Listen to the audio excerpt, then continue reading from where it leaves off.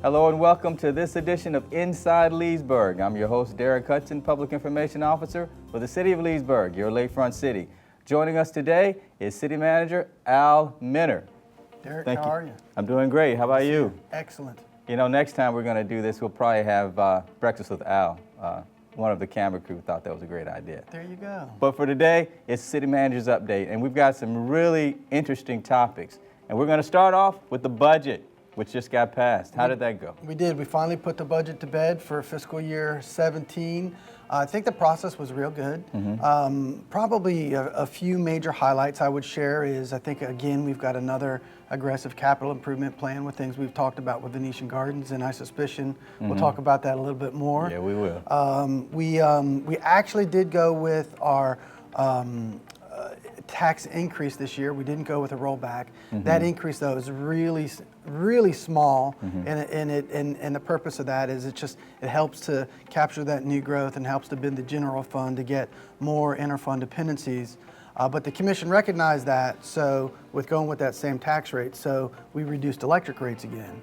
So our electric rate reduction plan has gone well. I think we're ahead of schedule there. This month we're boasting $105 for that first 1,000 of residential usage, which is one of the lowest in the state. Not the lowest, but actually right now extremely competitive, especially in the hot times with the summer ending up.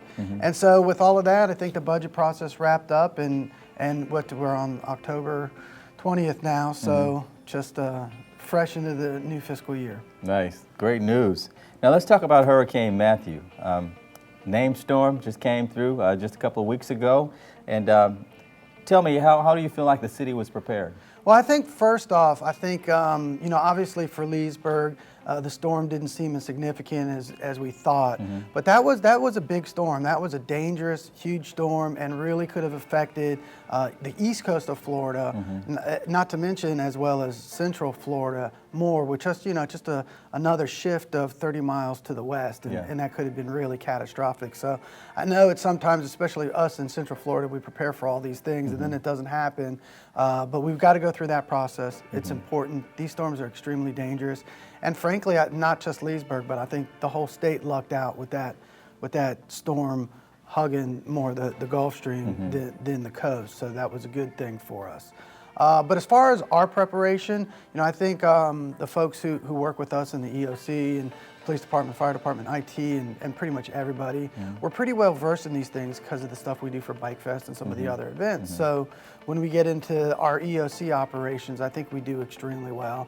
And Hurricane Matthew was another good test for us, and I think we did real well. We prepped well. The team was there. We were all set, and luckily it came off being a relatively minor event. And for EOC, for our viewers, EOC is the acronym for our Emergency Operations Center, which is inside our police department. And once that mobilized, which was right after a state of emergency was declared, 12 o'clock that day, the day that the hurricane was really kind of rolling into to Florida, to our area anyway. So we mobilized the EOC, Emergency Operations Center. So we had it staffed with planning chief, planning section chief, an incident manager. Yeah, so all our operations are kind of regulated by FEMA. The Incident Command Center, I think, is the official name for it.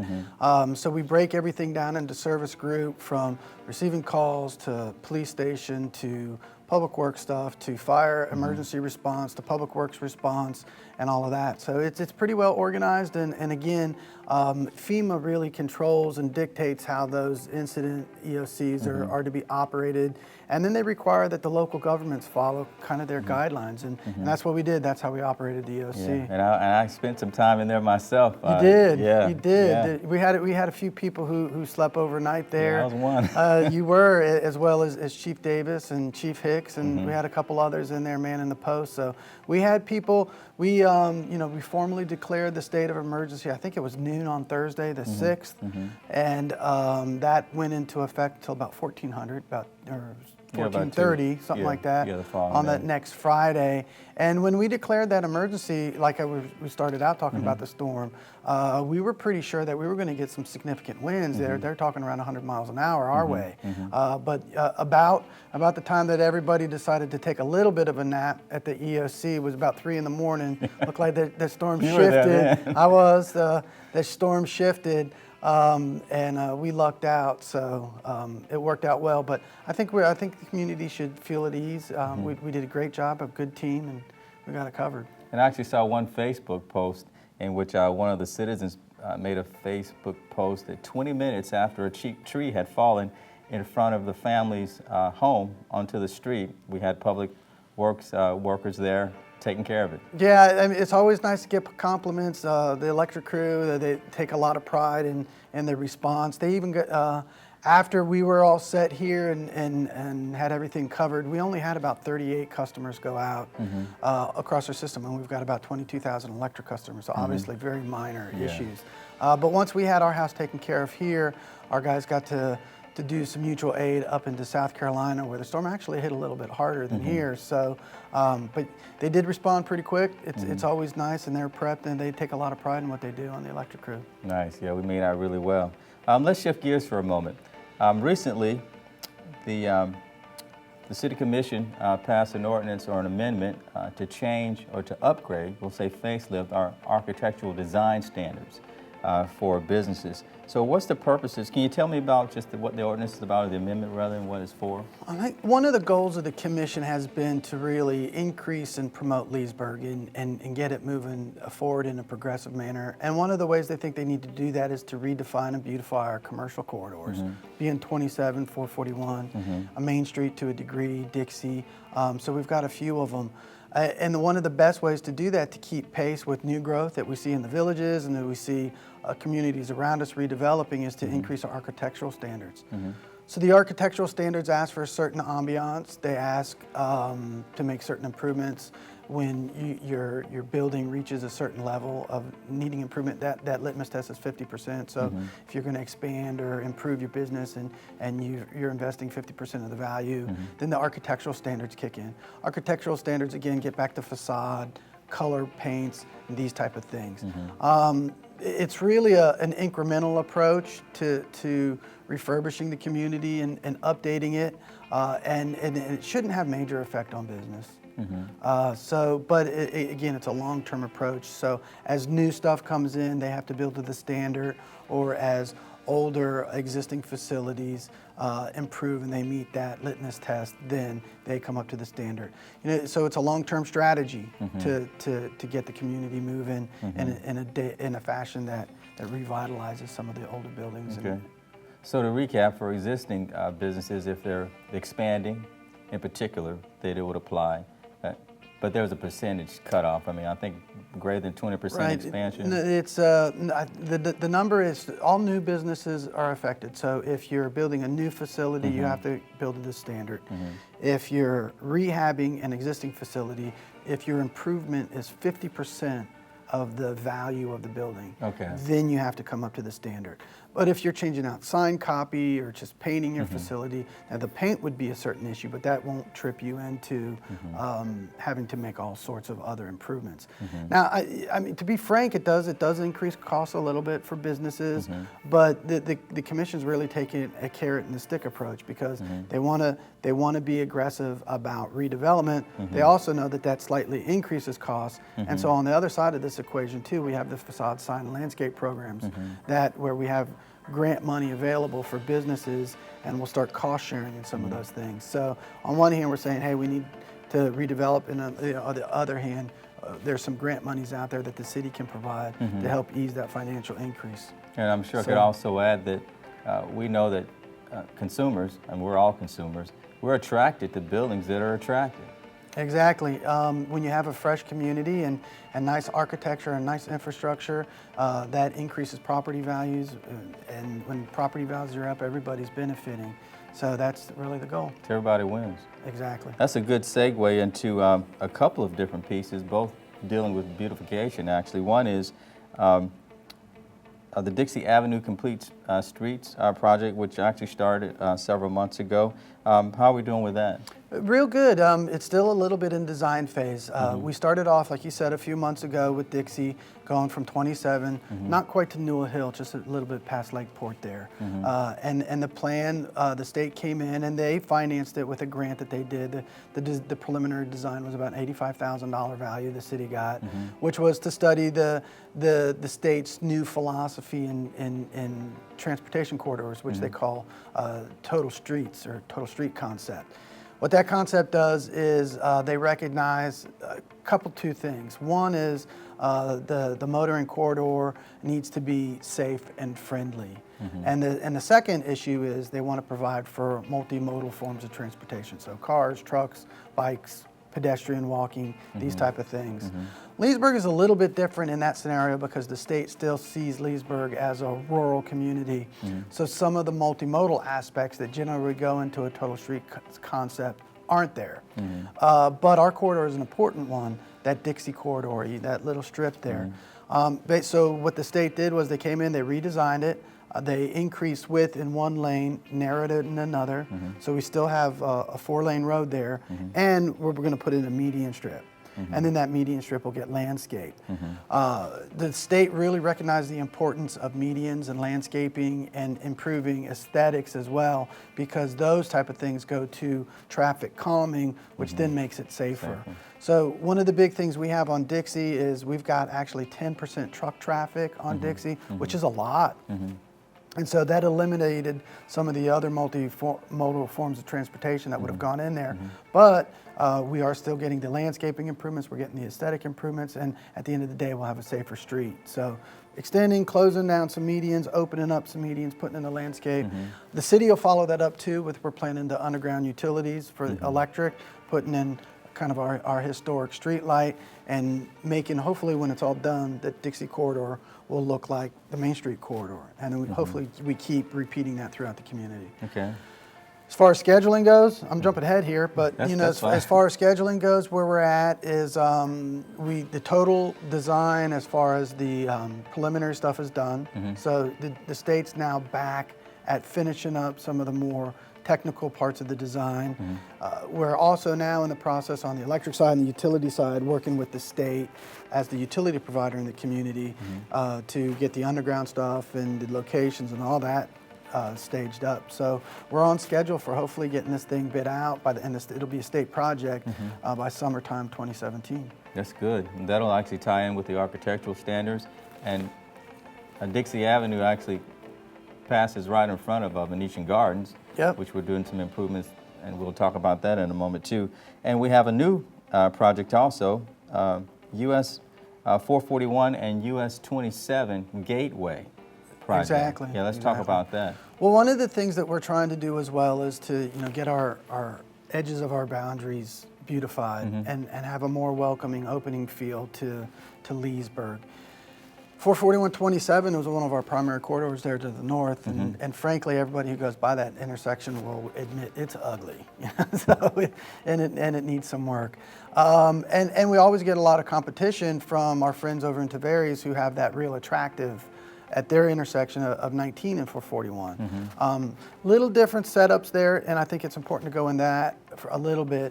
That setup that they have over there in Tavares is really got some acreage to it. And when you zoom past it, you see this area and you compare and you think, well, why don't they do what they do over there here? The big thing over there is that's wet retention, and they've got a big acreage area that the improvements there they could do. And again, some of the same issues there with the rural feeder roads that the state shares and the city doing some improvements. And there's a time there where the state held back some of their landscape and improvement monies because of funding, but now those programs are open back up. So we're jumping on board with that. And I think the commission, as well as the community, feels that it's really important to get that 441-27 intersection dressed up. Because right now it's kind of raw, it's cold. You've got dry retention, and it's just not attractive, and it's not representative of Leesburg. So the state's given us a $250,000 grant. The city commission is also allocated, was one of our big CIPs in the 17 budget, was we've allocated another 250, and we just finished up a preliminary design that the commission approved last Monday on how that concept goes. So you might be able to flash a picture of how that looks, so everybody can see that. So I'm sure they're showing it to you now. But what that look, essentially you've got at the north point of that triangle, we've got a Leesburg sign. Will have a water feature, and then as we come back to that road that's kind of right there in front of the McDonald's and the AutoZone, I know there's another business in there. Don't want to leave anybody out, but there'll be kind of a recreation like we did here on Main Street. Not the archways, but more kind of welcoming signs that designate and mark out and dignify that intersection, make it more representative of the community. And then the dry retention pond will get sodded, so there'll be more of a decorative sod in there. And then some of the medians have the perennials and the flowers and the shrubs and the decorative turf grass. And palm trees we have in the renderings anyway. Yeah, we got palm trees in the renderings. I think we also got some cypress trees in the renderings. So, I think when that's all said and done, it'll look real nice. So where we're at on phasing of that right now is the stuff we've done is preliminary. The state has preliminarily reviewed it. We wanted the state to kind of see it and give us a quasi nod of approval before we got the commission to sign off on it. The commission has signed off on it now. So now we got to go back. We got to do some more technical drawings, then get state approval. So we're hopeful by spring, summertime that we get that project underway. Yeah, that would be pretty quick. I mean, that's only about another 6 months actually. That's what we're hoping. Yeah, from here, a little bit more than that. Let's go back to Dixie Avenue, more specifically Venetian Gardens, which is on Dixie Avenue. Now, this past summer, actually July 4th weekend, we had the big opening for Kids Corner Playground. That was a huge success. A lot of folks showed up. It's been busy ever since. The next piece is a splash pad. Yep. So the design has been approved, is that right? Yep. Okay, let's talk about the splash pad. Well, we got the splash pad going in. The splash pad's going to be about just a little shy of about 3,000 square feet with all sorts of water features. There's a super dunker, that little bucket that comes over and spills over. We have a graphic for that. There's the little water guns, there's the cannons, there's the frogs, the leaves, the big trees. So really excited about that project. That should be moving forward here pretty soon. We're hoping to get that done by about March. Where it's been on order now, the parts are coming in, and we're finishing up some construction. I'm going to jump ahead because I know where you're going to go next, which is the pavilion. And the pavilion redo over there at Rogers Park or Kids Corner was demolished. We provided the commission a model of the new pavilion. They wanted us to make some changes to take more advantage of the waterfront. So actually this Monday, on the 24th, we're going to bring back another plan for the commission.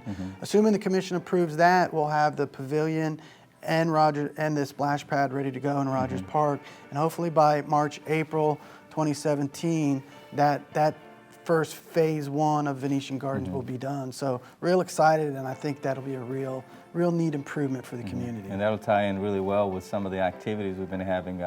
3 series of lakefront nights. We have another boats, bites, and barbecue coming up later this week, et cetera, et cetera.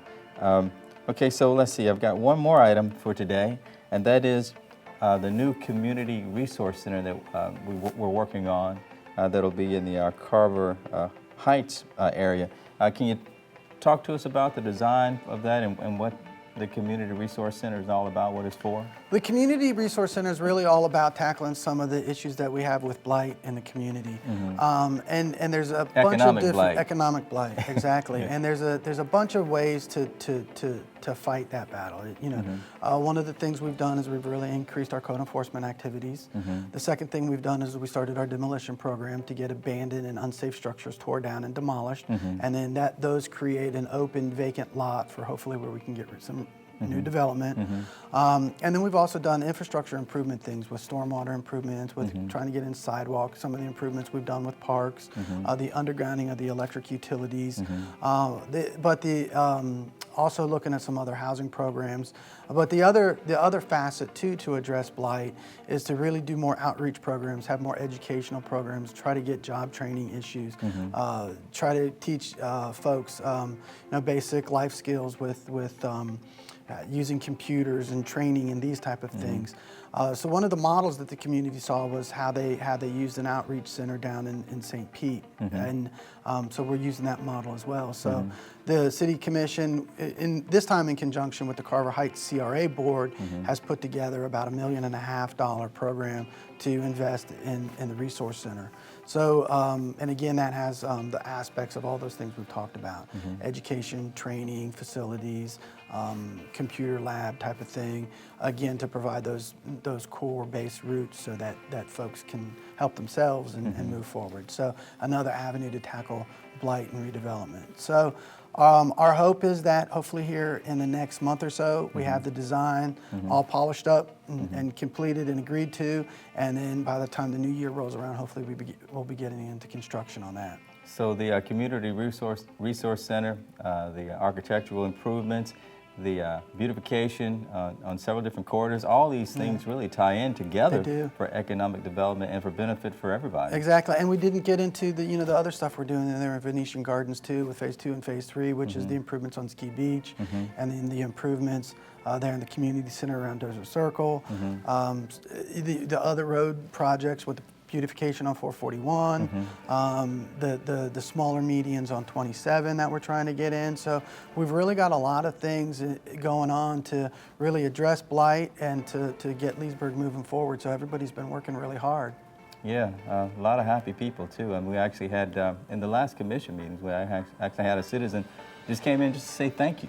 Yeah, which is nice. It doesn't happen often, but it's always nice when it does. Yeah. But no, I think we've been really fortunate because the commission has really given clear direction. They're all pretty much on the same page. And in the last 3 years, we've made some big progress, from Main Street to some of the things we've done with the code enforcement stuff to the utility rates, and so some of the changes we've done on the water and sewer side. So we've been doing a lot of stuff. Much good news. Much good news. Thank you for being here. Always a pleasure, Derek. Again, this is Lakefront TV. Our guest today, City Manager Al Minner. Lots of good news. So listen, make sure you get out and see your Lakefront City. Be sure to check out Lakefront TV, what you're doing right now. And don't forget, check us out at leesburgflorida.gov. Till next time, I'm Derek Hudson.